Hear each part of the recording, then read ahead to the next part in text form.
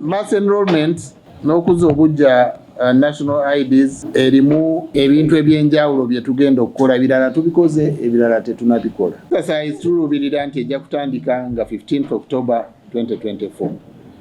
Naye nga tenatandika tutaddewo emitendera ey'enjawulo nga tetunatuuka date eyo gye tuluubirira okutandika exercise ya 15th October ey'okulaba nti abantu abalina emyaka 16 n'okugenda waggulu oba abanaabeera 18 by January 2026 nti beewandiise bafune nini nga bakozesa registration system gye tulina kati ku NIRA.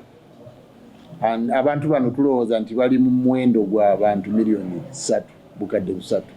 Extension ya ID twakikoze lwakuba nti twagala obuweereza bw'emirimu bugende mu maaso nga tetunafuna ID empya. Download the app on App Store or Google Play Store now.